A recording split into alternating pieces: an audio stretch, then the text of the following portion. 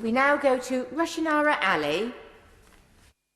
Thank you, Madam Deputy Speaker, and it's a pleasure to follow on from the Chairman of the Foreign Affairs Select Committee, as well as former Prime Minister, the Right Honourable Member for Maidenhead, and I want to congratulate my honourable friend, the Member for Rotherham, for speaking so powerfully in this debate.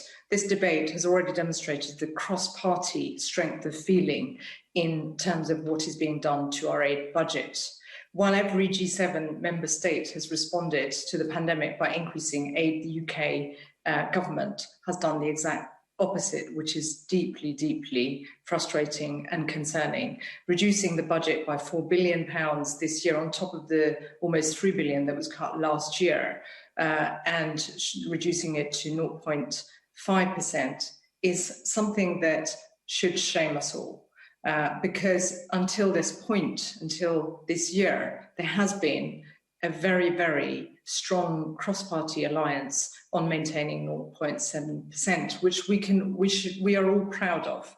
And today's speeches have already demonstrated that strength of feeling. The pandemic, Madam Deputy Speaker, has left the world even more vulnerable, and some of the poorest in deep trouble, and some of the poorest nations in great difficulty. What we know is that the government's cuts are leading to life-saving water, sanitation and hygiene projects being cut by 80%, education programmes cut by 40%, which will result in 700,000 fewer girls receiving education.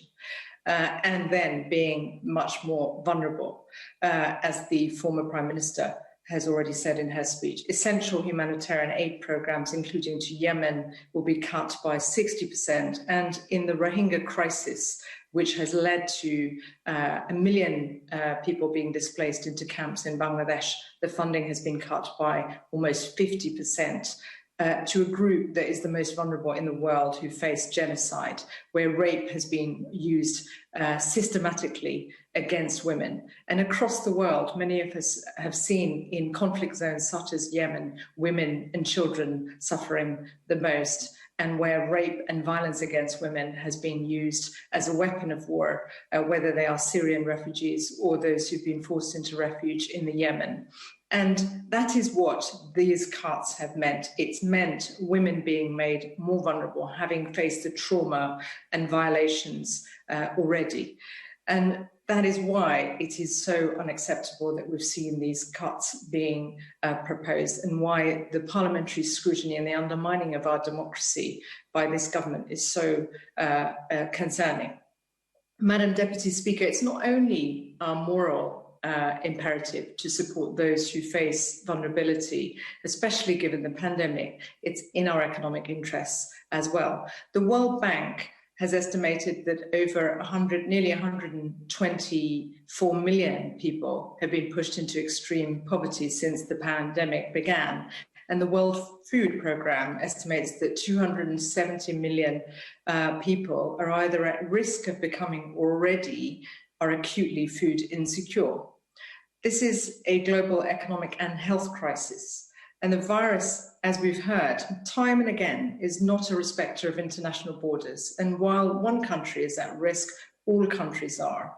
No one is safe until everyone is safe. And as the UN Secretary General described last year of the COVID-19 pandemic, as a menace to the whole of humanity, and so the whole of humanity must fight back.